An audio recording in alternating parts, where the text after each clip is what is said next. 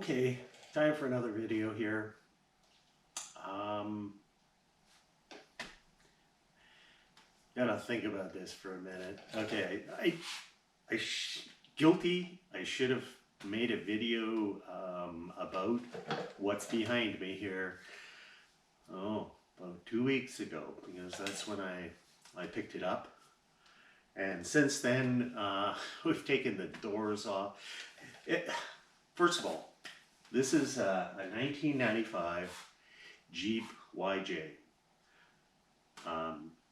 Bought it because I sold my ATV, and I thought, well, this would be a good replacement for it because, well, you could drive it on the road. And in Alberta here, there's so much private land and whatnot that you can only really go exploring where there is roads. And the ATV, well, it's not really legal to drive on roads, but a Jeep is. And the Jeep, you can take the top off of it like we've done here, and I've even got the doors off of it to rebuild the doors so that the windows go up and down and the no drafts work, and I got new handles and whatnot, new gaskets for the doors, because everything was pretty beat up. Something that's like this age, which is what, 28 years old. I mean, it's bound to have rusty spots and be in a bit of rough shape. Anyway, we're fixing it up. However, since I've brought this thing home and had the mechanics had a look at it and basically determine all the things that need to be fixed on it, it's become very overwhelming to me, not only just in the time involved, and that's not bad, but it's the money this is worse than a boat. You gotta sink a lot of money into these things to bring them back to where I feel comfortable driving it, and I know that everything works. So it's a little bit, this one's been a bit of a disappointment. It looks pretty cool, it's got about a 3-inch lift on it, and I bought new tires for it and painted the rims, so that part looks really nice. Basically, it's been cladded on the side of the body where all the rust holes appear in these things. That's a good thing. It's kind of just covered it up, but it's still there. So you can drive it around and everything, and I drove it around a bit when I bought it, but I never went into any, out on the highway or any speed. And lo and behold, we have found out that the 4th and 5th gear in the transmission have lost their synchromesh, and damn near impossible to get them in. Once you get it into those gears, you might not get it out of gear again. So that's a bit of a problem. Now we got to have find a used transmission or something like that, and that's becoming an issue because we've searched BC and Alberta, and these things are so damn popular to fix up and buy parts for and whatnot that it's hard to find ones in wrecking yards. It's hard to find transmissions because these transmissions do cab out on people. So somebody needs to be rebuilding them, I'll tell you.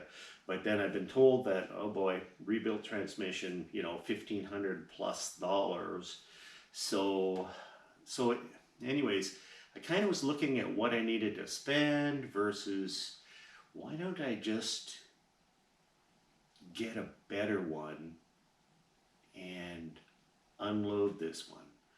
And that's what I've done. I don't have that Jeep that I just bought here yet. I have to go pick it up. But I think I found something that I can handle a little bit better. For one thing, it drives better. This thing here wanted, I mean, these things here do not drive like normal cars. They're very seat of the pants. But I found one that's a couple of years older than this, and but it has an automatic transmission, and it has all the things that I would be buying for this that are missing from it. This new one has. I don't want a hard top. I want a soft top, and it's very expensive to buy a brand new soft top and put it on this one. You need all these parts and pieces to go along with the soft top, all the frames and yeah. Anyways, this one already has a soft top on it that's fairly new. The one I bought. It's a 1992. It's still a YJ. A lot of parts are interchangeable, but it has half doors, not full doors like these. So there's no window to roll up and down. It actually has zippered windows, and it's nice to have the top part of the door gone. I mean, you feel still safe in the Jeep, you know, with just the bottom of the door. It's kind of like driving around with a window down on these ones. So yeah, I'm pretty excited about that one. It needs cosmetic things, like it has rust holes in the body that aren't cladded like this one, so I have to deal with that. I have purchased a new windshield for this one, and I'm talking about the entire window frame, okay? And I'm having glass put in it, of course. It was intended for this Jeep here, but I think I'm going to use it on the new one. So anyways, there's, you know, I've bought a lot of parts for the doors, but I haven't really, I've held off on getting the mechanics to do the exhaust, do the leaking power steering reservoir, and there's a bearing needing to be done on the front there. And I told them, okay, that's fine, I know about those things, but now I'm going to just wait and see. So I may just turn around, sell this for what I got into it, and just concentrate on this new Jeep that I got. I will do a video on it when it arrives, which is actually next week. So that's it's a little bit different. It doesn't have a lift kit on it. It's still factory stock. It still has the factory rims on it, and in fact, it's a very unmodified Jeep. It's still all there, you know, back seat in it, all the seat belts are there. It's always had a soft top on it. It never had, right from the factory, never had the hard top, so it doesn't have the wiring or the switches on the dashboard for the wiper on the back and the defogger and stuff, which, by the way, is always broken, never works. Taking the hard top off of this, we broke the rear window. They're kind of delicate. It's just one big piece of glass, and they mount everything to it. The hinges are mounted to it. The wiper motor is mounted to it and everything. So boy, when you bump something on there, just boom, she's gone. Sure enough, that happened to us. So now we have no back window, but I'll figure that out. Or somebody just not going to care. You know, we'll put the hard top on it without the window. A lot of people they don't want a top. So we'll probably just sell it like that. Anyways, I thought I'd just make this quick video introducing the new project here. This the plan for this one was just to get it mechanically good and running, and then park it. And I need to work on the trailer soon. I don't have everything I need to work on the trailer. I'm talking about a flat deck trailer that I have out there. I need to get the gantry from Grand Forks from my friend so that I can lift the trailer and flip it over. You know, it's a heavy trailer, it's a big trailer.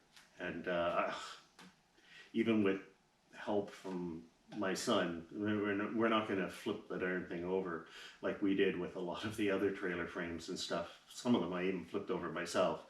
But anyways, this one's going to need more of a chain block and a gantry. So that's going to happen this fall.